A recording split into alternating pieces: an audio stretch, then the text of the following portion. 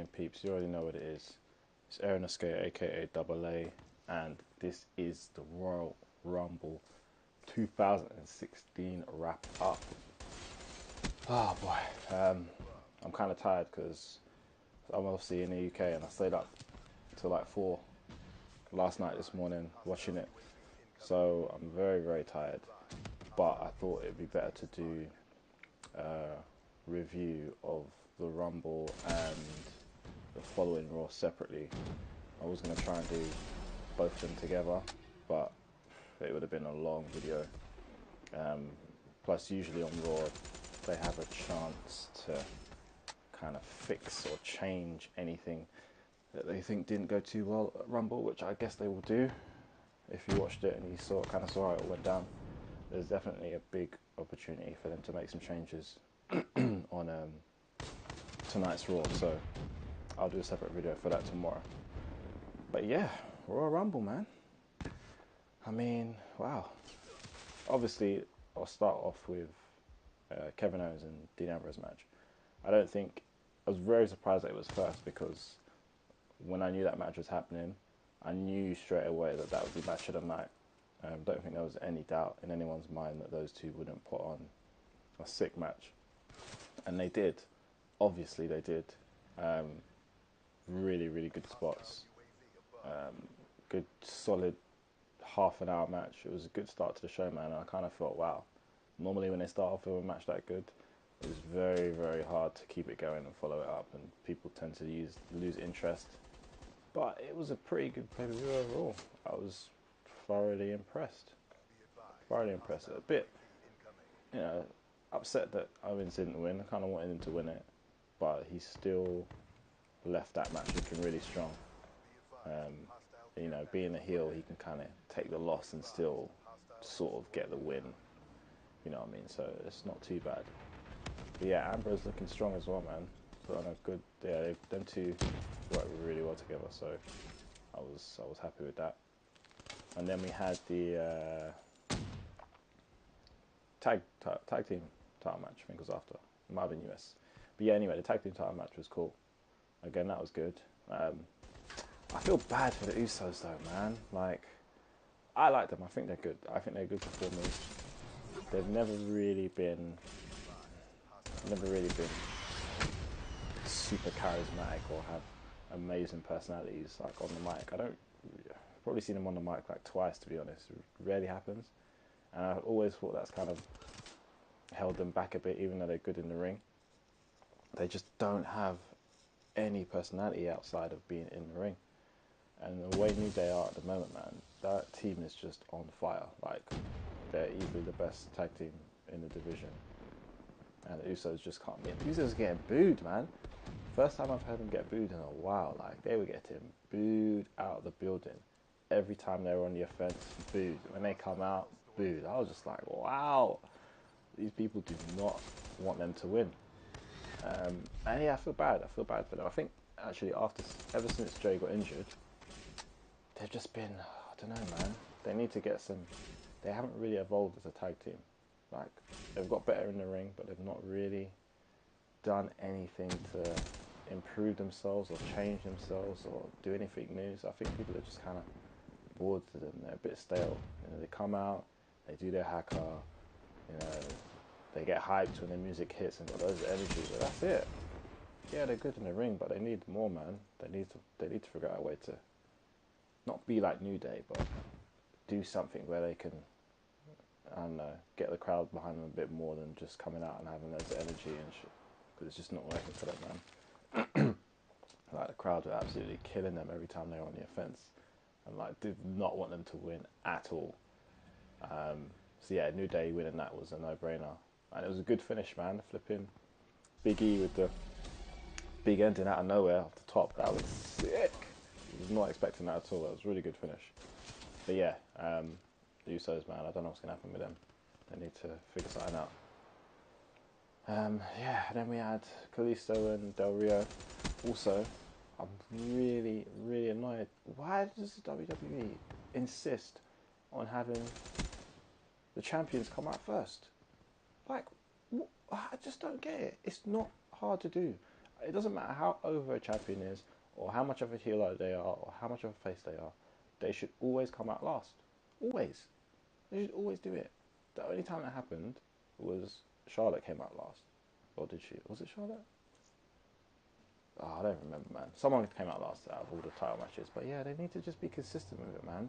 Stop making flipping challengers come out after the champion. It's dumb.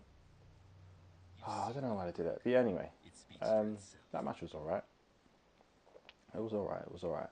Again, it's one of those things where US title doesn't really mean anything. Even though it's a championship title, it doesn't really mean anything to WWE. It's just there. It's like a placeholder belt to kind of test the waters to see if you can be a champion, I guess. I don't know. But no one really cares. But it's good that Kalisto won anyway. I think they should give him a little bit of a push because he's actually a good wrestler. At first, I wasn't interested, probably because he was partnered up with Sin Cara, who's just the guy is just a walking injury machine, botch machine. So ever since he kind of got injured or whatever happened to him, I've been liking Kalisto. He's good in the ring. He's got some really cool offensive moves. So yeah, I hope he does get a nice little push now. Whether it will lead to anything in the long run, I don't know. But yeah, no one really cares about Del Rio either. In all honesty, come on, just get him off, get him out of there. Like I don't know. It's just he's boring. But yeah, Kalisto, I'm glad he won that. And then we had Becky Lynch and Charlotte, which I was actually really looking forward to, and I feel like this is probably one of the best rivalry builds they've done for a match in a while. Like I was actually invested in this match and this feud because they built it so well. They invested some time in it and made people. Well, I'm pretty sure people were invested in the match because they were loving it. By building a rivalry and making it interesting. The montage they did at the beginning was really cool before the fight as well. It was good, man. I was thoroughly impressed with that.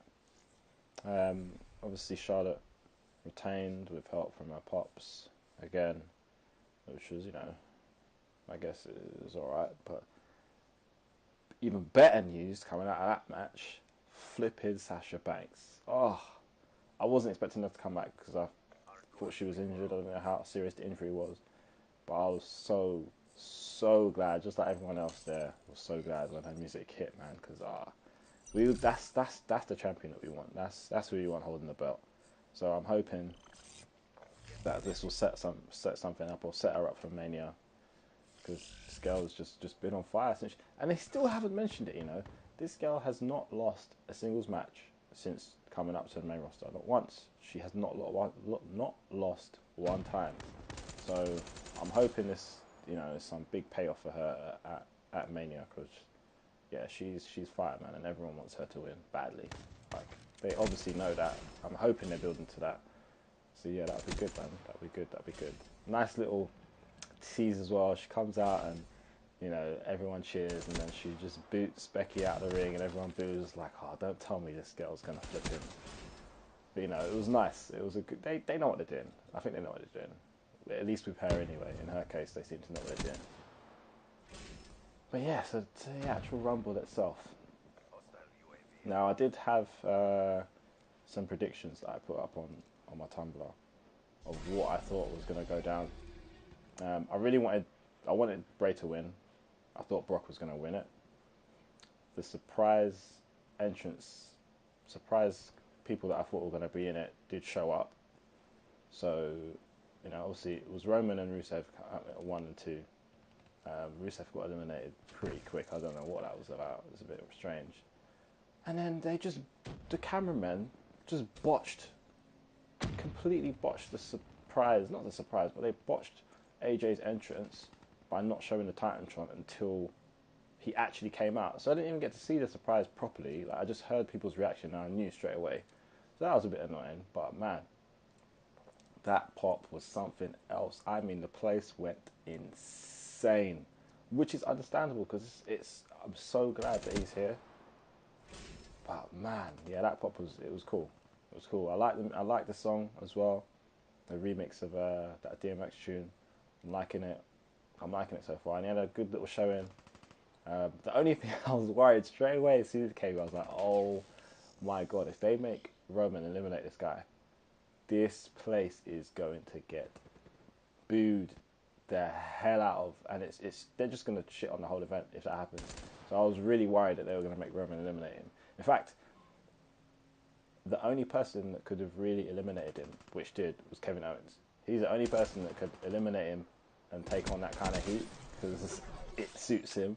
So I'm glad they left it to Kevin, because anyone else, whew, that would have been a problem. But yeah, he had a good showing, man. He had a really good showing.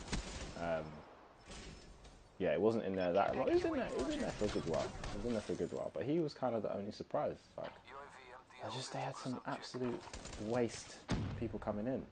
Like, what was the point of Jack Swagger coming in, winning that pre-show tag match with Mark Henry, only to go out 10 seconds after an F5 and just getting tossed out? Like, a lot of decisions again. Some of the bookings made no sense. Brock eliminating the whole Wyatt family was cool. Set up a good feud for Bray and them. I'm still a bit annoyed that Bray didn't win it, to be honest, because I was hoping that he would. What else was really random? Like, I don't know. This is what I mean about booking. They're trying to build Roman up to be this super strong guy, overcomes all these odds. But yet, in the Rumble, they make him get taken out and sleep through half the match, and then want to come back in and, like, you know, get a few let's call it hot tag eliminations after you've been knocked out of the match for however long. It just made no sense. Did they really think that people were going to be excited for him to come back? Everyone knowing that he was going to come back, no one would be excited for that.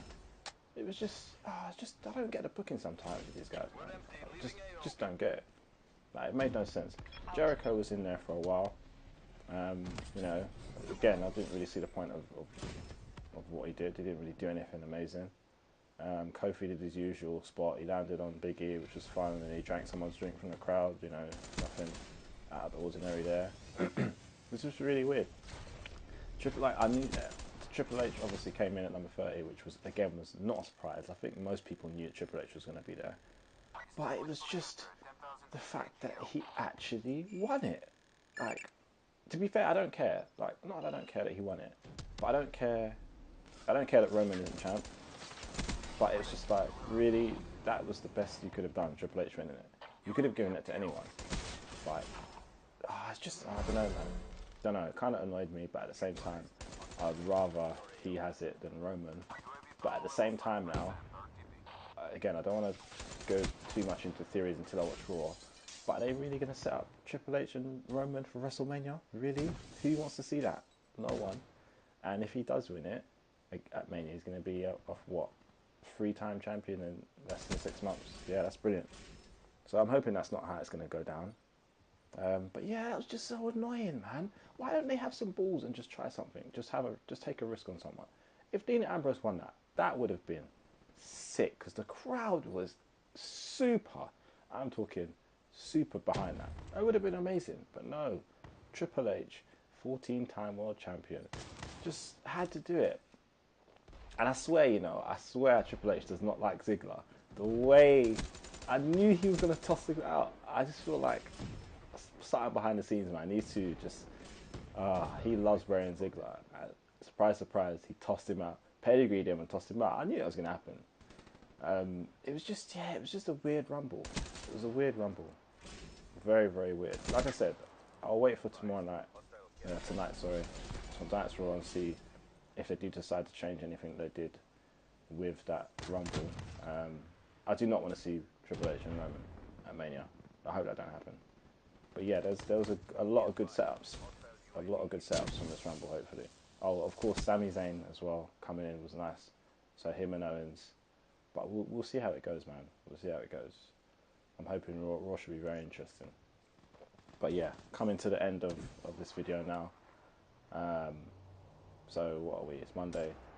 I'll be watching Raw tonight. No, I'm not. I'm going to watch it in the morning, and I'll have a video out for you guys in the morning. But until next time, you already know what it is, and I'll see you guys later.